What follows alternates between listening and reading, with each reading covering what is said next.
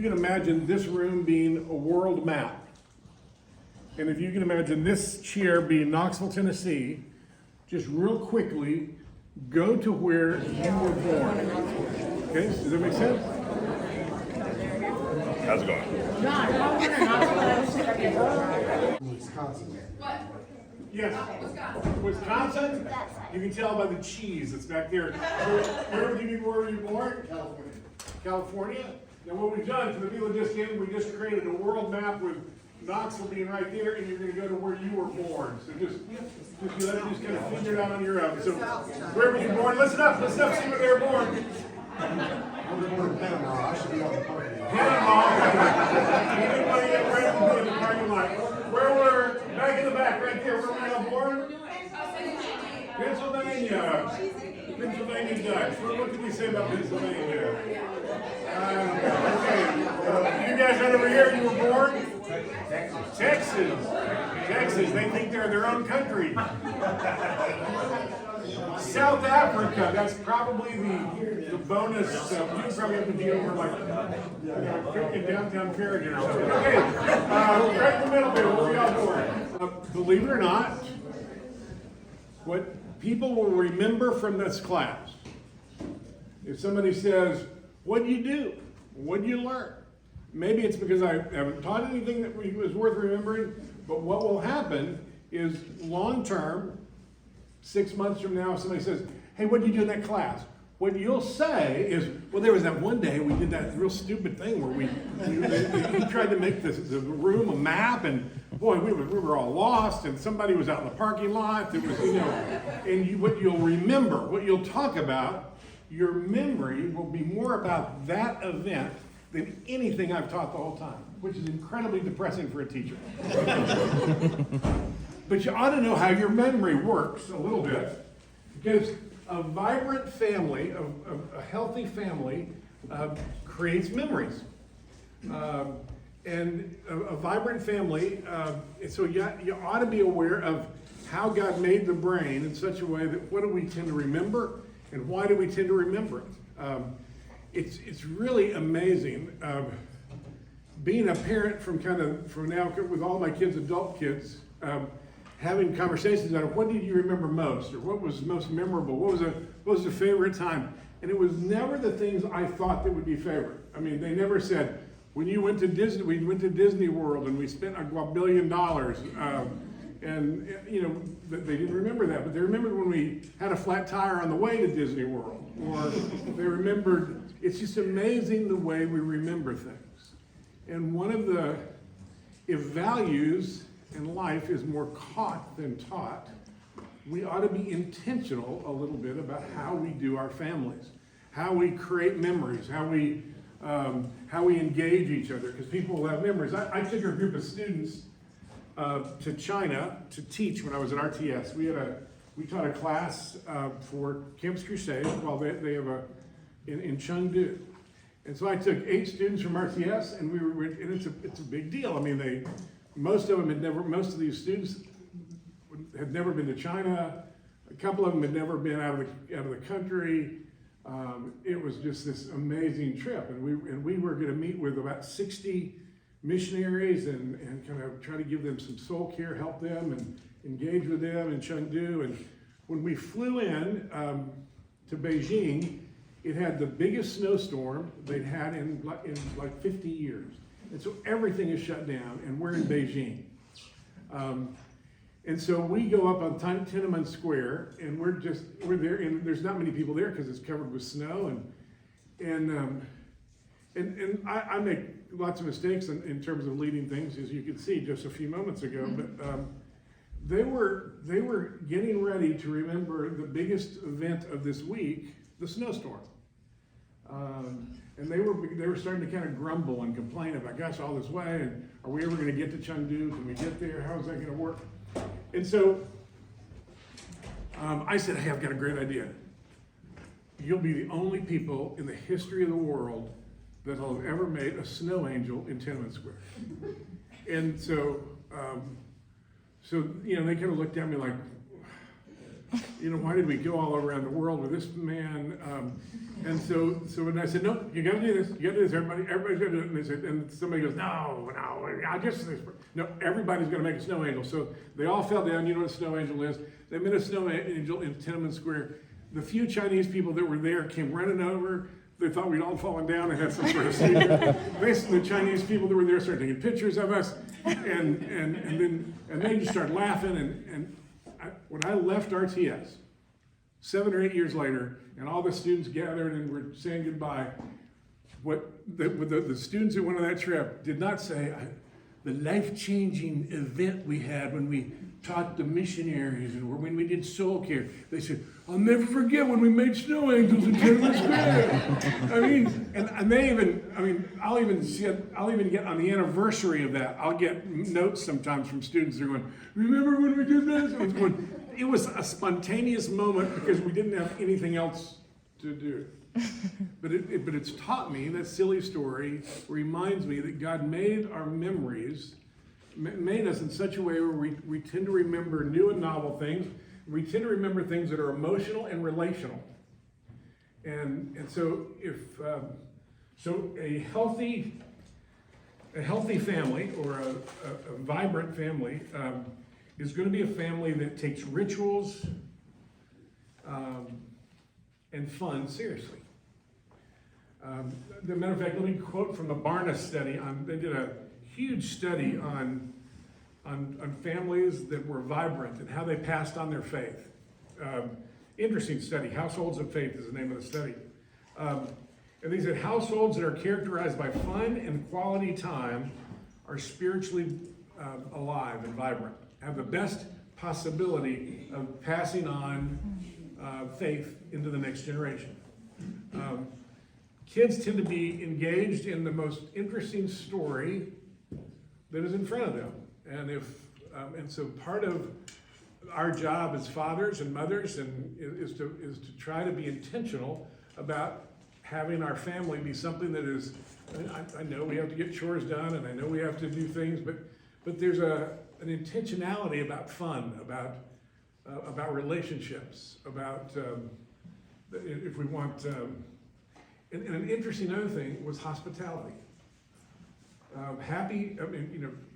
Families that tend to do a good job passing their faith on tended to be families that were high fun, highly hospitable, having other people in the home, inviting people into the home, sacrificing for other people, that had strong rituals and traditions, and just had some fun things in it.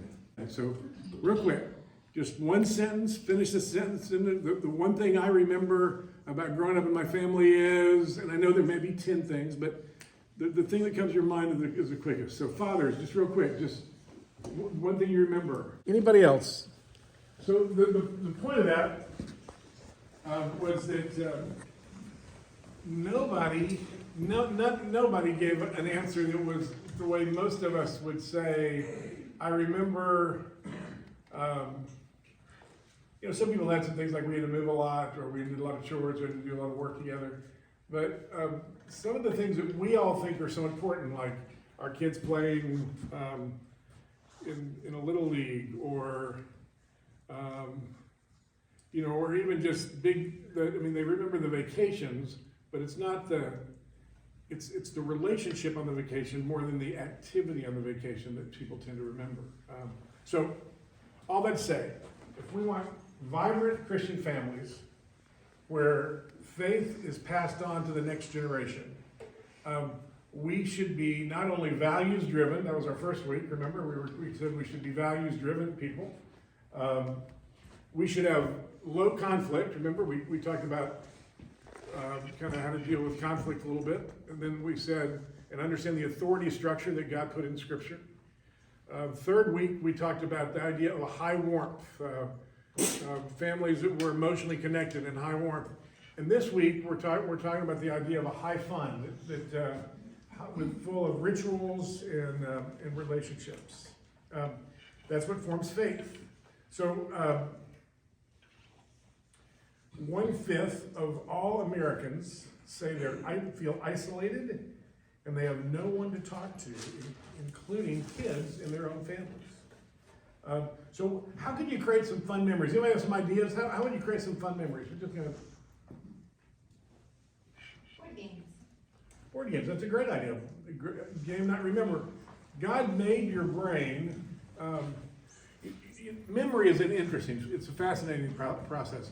It's really there's input, right? There's input coming in, then there's what is stored, and then what is retrieved. And in each of those things, you lose something.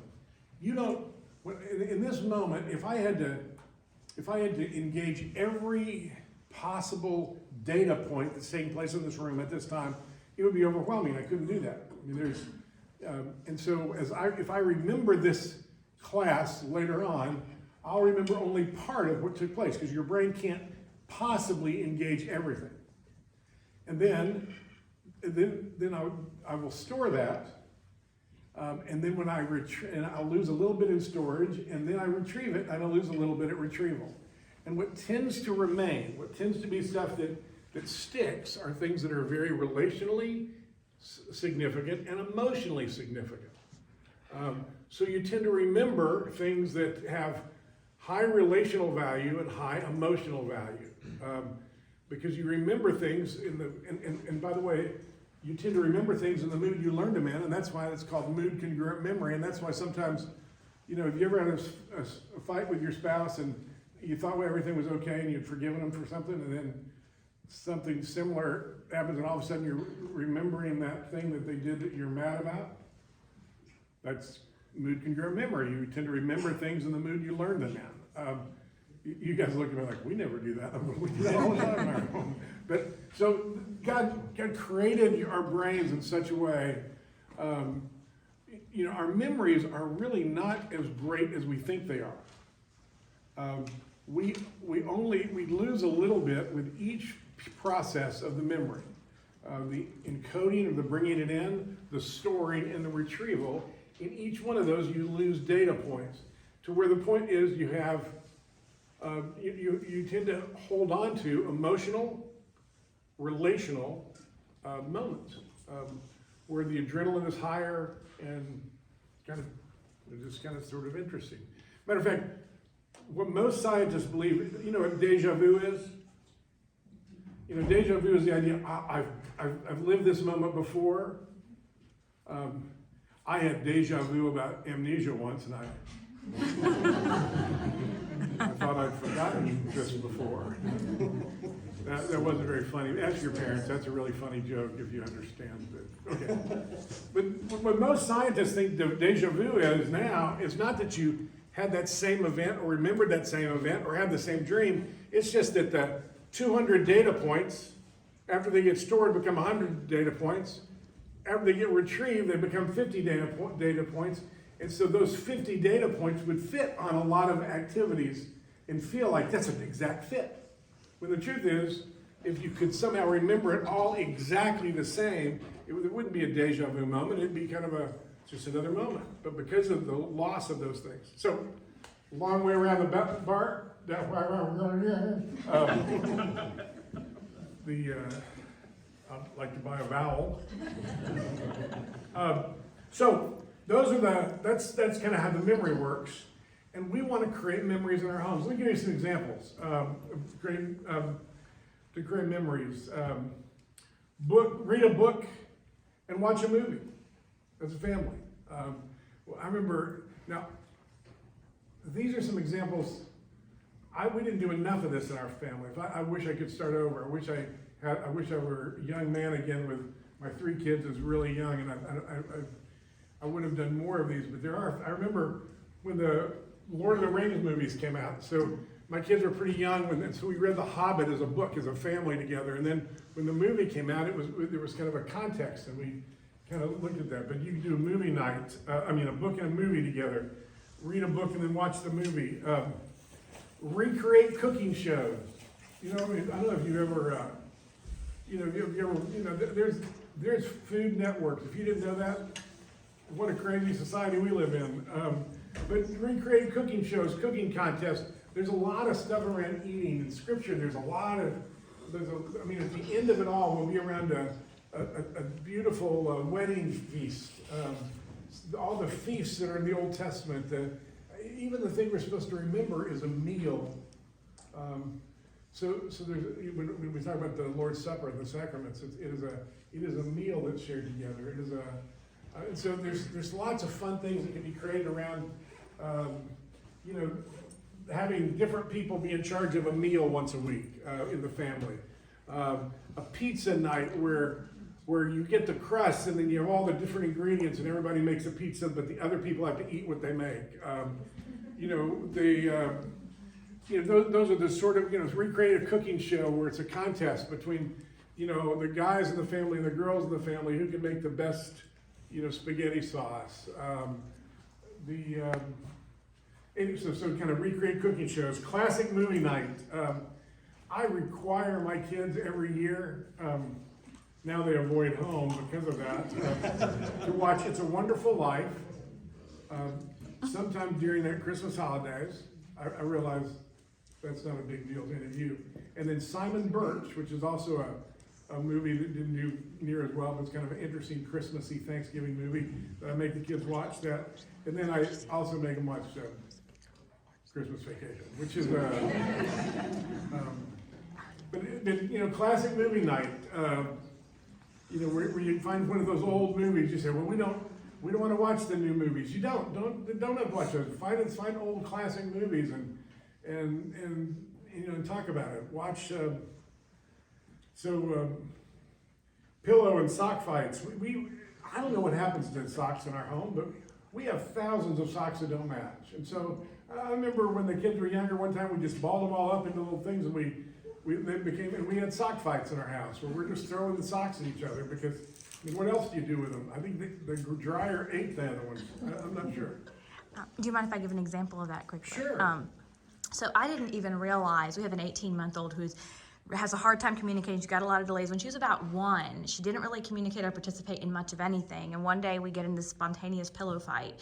And we had pillows all around so nobody could get hurt. We were on this mattress on the floor, and it was the most fun probably I have had almost in my life, just as spontaneous. Everybody remembers. And the interesting thing is, months later, still, she would bring a pillow to me, and she clearly remembered that. It was very meaningful to her. Now she loves pillows, and she will bring them to us. And I can't imagine that she actually remembers that, but she still has that association, which is just amazing. Which you do not hear in a mental hospital. Most of you have not been in one before. But when I did my residency or practicum, what you don't hear is laughter. You'll hear hackles. You'll hear kind of an odd, hollow cackling sometimes. But that belly laugh of real joy, you just don't hear that in a mental hospital because healthy people do laugh and enjoy. Unhealthy people don't. Other just possible ways to create memories. Remember, memories are emotional. The brain remembers what it thinks is important, not what you think is important. So keep that in mind. Emotions and relationships tend to solidify memories. Rituals are similar to so the idea of being intentional to create a memory. I remember. When we first moved to Florida, we had our first hurricane, our first summer there, and it was Hurricane Charlie, and we were supposed to, and everybody was, there was this debate: do we leave or do we go? And we decided to stay. And I remember Mona and I were talking. We were a little bit nervous about this because we'd never been through a hurricane before, but we lived in Orlando, so it wasn't like. You're right on the coast, and most of our neighbors didn't seem, like it was going to be a big deal. But we didn't know. We were a little nervous. And I said, I think our kids will remember this the rest of their lives. Let's make it important. And I went out and rented this back when you rented videos. Rented the video, A Perfect Storm. And we got really some cool food. And I got a thing of Connects. I don't even know if they still make Connects, but to make this kind of ball factory thing, because we thought we might not have electricity. And then we did the important things. We did, we made sure we were safe and all that sort of stuff for the most part. But I thought, they're gonna remember this the rest of their life. I mean, they're young, and for them, this will be highly emotional. It'll be a hurricane, it'll be kind of scary, it'll be something they'll remember. So let's make it memorable in a good way. The pandemic, I remember one of the things that we did in our home is every night I would look, there's a website where you can find out what today is, like National Popcorn Day or National, eat breakfast, on the floor day. I mean, you would not believe, there is a national holiday for everything. And so they were all getting kind of stir crazy in the house and we couldn't get out. And so I decided to make a big deal about, each day. And I'd wake people up and ask them, it's chocolate chip cookie day. And then now, if you ask my kids, Kim and Noah stayed with us during the pandemic because they just moved up here. If you ask them about the pandemic, they would say, it was fun. We celebrated all these different nights. We got chickens, put them in the backyard, and we raised chickens. And they would describe it not as this horrific, difficult time. They would describe it as kind of a fun moment. Rituals and memories are similar to each other. They're a little bit different. Rituals are regular intentional activities that a family does. And what rituals do is rituals pass on values, create safety, they help people in transition, and they provide meaning. And let me talk about each of those, and that's why rituals matter. They pass on values. If you're going to do something over and over again, it communicates that this is important. And so if every time, for every Christmas, we always do this, or it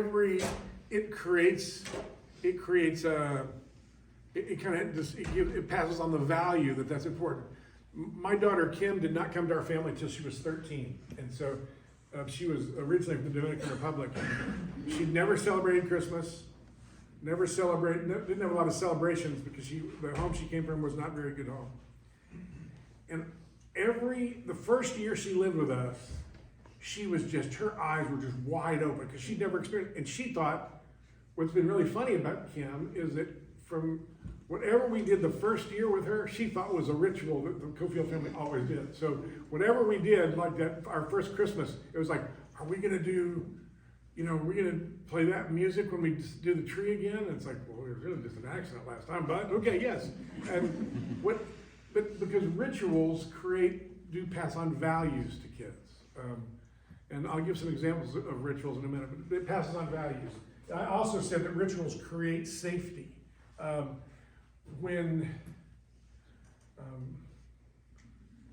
you ever been in a situation where you just kind of maybe been out of the country, and when the plane lands on the U.S. soil, there's something about it that just kind of goes, not that you were in danger someplace else, but it felt like, I'm home. Or you've been on a vacation and there's something about walking back in your home. There's a sense of, it's that ritual, that place that feels, that creates a sense of safety. And rituals do that emotionally, kind of creating that sort of space. I said it helps in transitions. When life, one of the most important things you can do if you move a lot is you try to, one of the first things you want to do is set up the kids' room in the new house, and then try to do some of the things that you've done in your old home in your new house, so it feels safe in transition. There's something calming about doing something enough times to where when you do it, you're automatically calm. I mean, if you ever watch basketball, and you should, it's a family ritual. If you watch a good free throw shooter, will have a routine they go through every time. Every time they'll practice a free throw shot, they might dribble 3 times, spin the ball, take a deep breath, and then shoot. And the reason they're coached to do a ritual every time is because they've done it so many times. Every time they've practiced, they've done it. So it's 2 seconds left in the game. They have to hit this shot to win the game. But if they do that ritual, their body keeps score. Their body remembers. And so as they flip the ball, as they dribble 3 times, they've done that 100 times. If they flip the ball, they've done that 100 times. And their body remembers. And then they take that deep breath. And all of a sudden, they're not as tense because the ritual. And so that's true in our families. If they have rituals, it helps in transitions. It helps you know that we're going to be okay because we've done this before. You know, that, oh, gosh, we just, we had a ritual in our family on New Year's Eve, and it gave my kids a lot of, you know, when we'd be in a hotel or something that night instead of at home, and we still did that ritual, that thing we did anyway, there's a sense of like, oh, we're solid, we're safe. There's safety in the transition of life. And it also provides meaning. One of the meaning and context are one of the most important things a parent can offer a kid. What does something mean? What is valuable? What is sacred? What isn't? And so rituals help provide kind of things that are sacred, things that are helpful. What are some daily ideas of some rituals? Bedtime story, family dinner, lunchbox notes, an evening walk, 8-second hug, highs and lows of the day, secret handshakes, rituals. Those are just daily things that kind of create a sense of what we're doing, who we are. Yes. I made up a French song for my kids when they were babies. I mean, it is, any French person would look at it like, seriously? And now 8-10 years later, sometimes they ask for it for me to say, and it's so simple, and it's not even a real song, but they've identified with that somehow. That's a great example, because it solidifies in their mind, and with that becomes a ritual that you say, that I can become solid about. Weekly rituals, movie night, game night, themed meals, themed summers. When the kids were younger, we did a dinosaur summer, we did a pirate summer. Those are, don't try either one of those, but there's just a theme. It's kind of fun to do those sort of things. Family meetings is kind of a weekly idea, maybe. Living room campouts. I don't know. I often, because I work for a living of hearing people's stories about their lives, I hear a lot about the things they remember, and it'll be like our family every Friday night. We'd put pillows all in the living room, and we'd roll out sleeping bags, and we'd have a family camp out. And I would think, and is that messy and gosh, is it worth it? Well, it's what kids remember. Adventure day, kids in charge of the meal. One of ours is, we've not lived where there's a lot of snow most of my kids' life, so I would tell them when they were young, whenever there was snow, we would have snowball stew.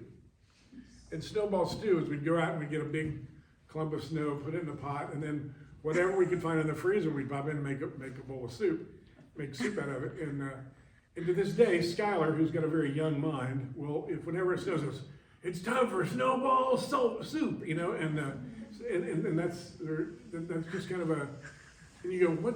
We're in a church. Why are we talking about snowball soup? We're talking about creating a family intentionally that passes on our faith, and a healthy, spiritually and emotionally hygienic family will be a fun family. That will create rituals that give meaning to things. Obviously, doing sacrificial things for other people together. If you haven't done it yet as a family, you should go to Carm and see if you can help serve food one night. They'll take your whole family, and it's just a great memories for my kids.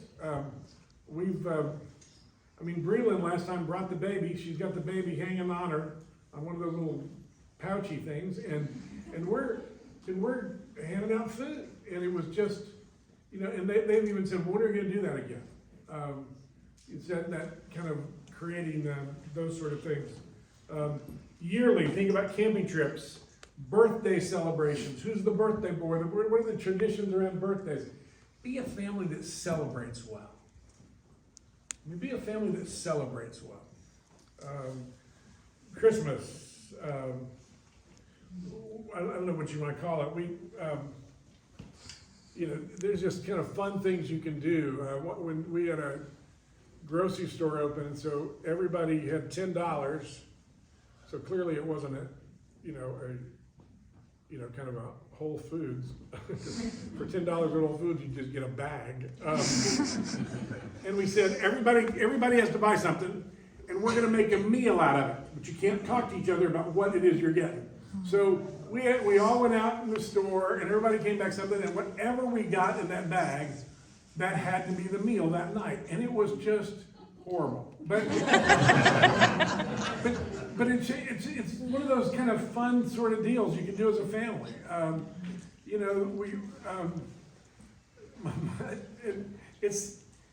doesn't cost that much to do something like that. I mean, you can just lower it to everybody's got $3, and everybody's got to pick something, and it's going to go in, and you'll find out who in your family is a trickster and brings back $3 worth of charcoal or something. You go, how are we going to put this in the meal? And who's, but those are just some things. Try a hobo night where everybody gets $15, and you go to Carms, one of the Carm stores, and you buy clothes. You pick a name in your family, and you buy clothes that the other person has to wear for that night. And so they're dressed like in horrible clothes they would never buy for themselves, and then you can donate it back. I mean, it's not like, but those are the sort of things that sound silly, but they're incredibly memorable. And we should be intentional about memories and rituals.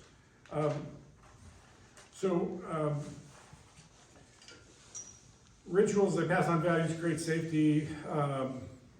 Just a couple of quick things that the Barna study said that was kind of interesting, and that I haven't talked much about, and that's hospitality. And here's what they found. Hospitality is at the heart of Christian households. Christian households that tend to pass on their faith tend to be families that regularly have visitors in their home and they have regular outsiders in their home, and that helped them build meaningful relationships both within and outside the family. It made the family to be about including other people. Couple of things that just were more likely to share their feelings if they had. The family was more likely to share feelings when they're with their family if they were very hospitable. They're more likely to play sports together. They're more likely to have other friends in their lives. If you welcome people into your home, you tend to have more deep conversations. You pray more than most families. You have dinner on a regular basis more than most families. You're more likely to ask for help because you've seen other people come into your home and ask for help. So, just a couple of things about routines and rituals. Eating dinner together, 68% of families do that. Watching TV or a movie together, 53% of families. Pray together, 51%. Eat breakfast, 49%. Share feelings, 47%. Do cleaning and yard work together, 24%. Play games, 21%. Sing together, 18%. Read books together, 16%. Do house projects together, 13%. Play sports together, 12%. What's ironic is the things that kind of are most memorable get smaller and smaller as you go down that list of the study. Just in terms of spiritual activities together, spiritual activities done in the context with other are incredibly helpful for families because that does create warmth when you're doing spiritual activities together. where teens get spiritual guidance. You know, it's not really from the youth staff here. According to the research, almost 80% of kids get most of their spiritual information from their mothers. Next would be grandparents. Third would be fathers, who encouraged me to go to church.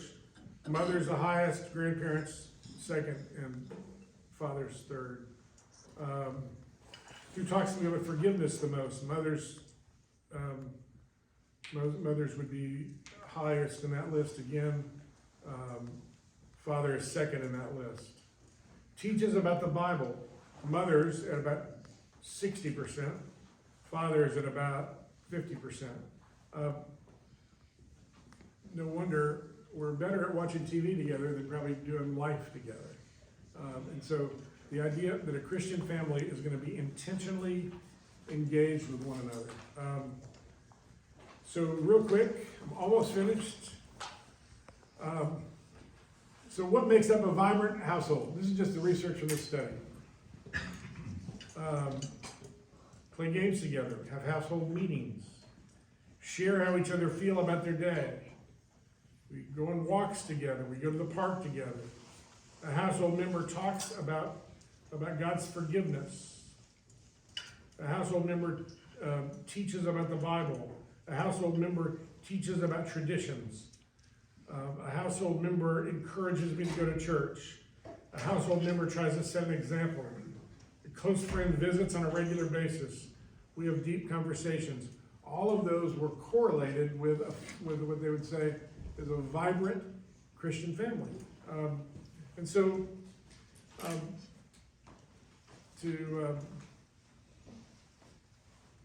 again, this is repeating itself. A vibrant family, we do housework together, we play games together, we sing together. My family's never sung together. We read books together, we play sports together. I know some of the rituals that in our family. I remember my son and I, because Pierce was often left behind because Skylar took so much energy, Pierce and I started eating breakfast once a week. And at first I wanted it to be a real deep, emotionally charged, life-changing breakfast. And so I'd go in and say, well, Simon, what's coruscating from your soul? And a 15-year-old just looks at his psychologist father and goes, nothing. And then I realized that about 60% of parenting is showing up. And so we just started eating breakfast together. And if you show up long enough, every once in a while you will have one of those conversations that really matters. If you're willing to, if you can listen and pay attention. And so I hope that the last 4 weeks together, it was an experiment of kind of really, Chris, who's an incredible leader in the youth staff here. It was really Chris's idea to how can we bring families together with their kids and offer spiritual growth. And so any feedback you have for that, what's been good, what's not been good, what would make it better, what would not make it bad, whatever. We'd love to hear about that. But we've just tried to say what correlates, what relates to, what are some of the factors that make up a spiritually vibrant family? And they were really things that require some intentionality. Values driven. You gotta know your values before you can be driven by them. They understand the biblical roles of authority, what the Bible teaches, and the way they deal with conflict. Then we said they're warm. They're families that are genuinely kind and warm to each other. And then last, they're serious about fun and rituals. There's other things we could talk about. We could talk about that a healthy family is aware of the temperament of everybody in the family. In other words, I'm a fairly strong extrovert. My son Pierce is a very strong introvert. And you parent introverts differently than you parent extroverts. Are you aware of your temperament? You know, in a good family, you're aware that each person has a different personality and temperament. And temperament is not sin. Temperament is the way you're wired. And that famous passage, raise a child up in the way he should go. When he's older, he will not depart. Proverbs 22, isn't it? 22:13, I think. But the way that verse really, when it says the way he should go, really is the way that a reed bends.